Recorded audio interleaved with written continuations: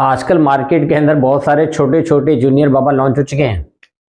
अब कुछ पेरेंट्स तो अपने बच्चों को स्कूल भेजने की जगह बाबागिरी के बिजनेस में भेज रहे हैं, क्योंकि उन्हें इसमें प्रॉफिट ज़्यादा और लागत बहुत कम लग रही है।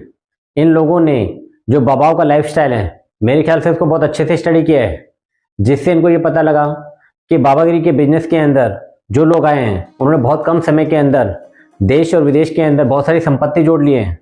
इनके पास महंगी गाड़ियों का काफिला है, कई सारे सिक्योरिटी गार्ड हैं, नौकर चाकर हैं और इनके घरों में ऐशो आराम की सारी चीज सुविधाएं हैं। ये लोग आरामदायक जगहों पर बैठकर लोगों को मेहनत करने का प्रवचन देते हैं। उन्हें पता है कि उनके पास जो भक्त और भक्तनी आ रहे हैं उनके ऊपर का हिस्सा खाली है, उसमें जो मर्जी कबाड़ भर दो।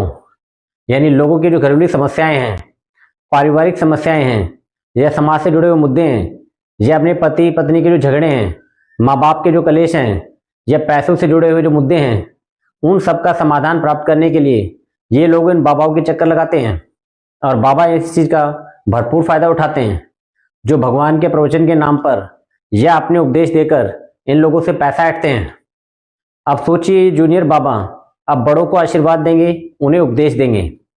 यानी जो बच्चे जिस उम्र के अंदर इनको स्कूल में जाके पढ़ना लिखना चाहिए, खेलना कूदना चाहिए, उस समय पर ये बैंक बैलेंस इकट्ठा कर रहे हैं। लेकिन अगर आप देखें, इन बच्चों के सामने अगर आपने खाने पीने की आइटम जैसे फास्ट फूड की आइटम है, मिठाइयाँ हैं, रिमोट से चलने वाली गाड़ियाँ हैं, अगर वो आपने सामने रख दी तो इन बच्चों का कहीं ना कहीं मन उसकी तरफ अट्रैक्ट जरूर होगा। बट इनके पेरेंट्स ने इन्हें, जैसे स्कूलों में पेपर के टाइम पे बच्चे चैप्टर रट लेते हैं, ऐसे इनके पेरेंट्स ने प्रवचन याद करा दिए हैं कि जाकर बेटा यही बोलना है आपको। यानी ये पूरे के पूरे जो डायलॉग्स हैं वो रट के आते हैं और इनसे अगर कोई कंफ्यूजिंग सवाल पूछा जाता है तो उसकी बातों का ये गोलमोल जवाब देते हैं। यानी अब स्कूलों में अटेंडेंस कम रहेगी और बाबागिरी के बिजनेस में प्रेजेंस ज़्यादा रहेगी। यहाँ पर अगर आप देखें, एक छोटे से जूनियर बाबा उपदेश दे रहे हैं कि हमें ज़्यादा नहीं पढ़ना चाहिए, जितना ज़्यादा हम पढ़ेंगे उतना ही हम भूलते चले जाएंगे। पढ़ाई नहीं करना चाहिए, करोगे तो जितना याद किया उतना ही भूलते चले जाओ। मेरे ख्याल से सरकार को अब बाबागिरी का एक पीरियड स्कूल के अंदर स्टार्ट कर देना ही चाहिए।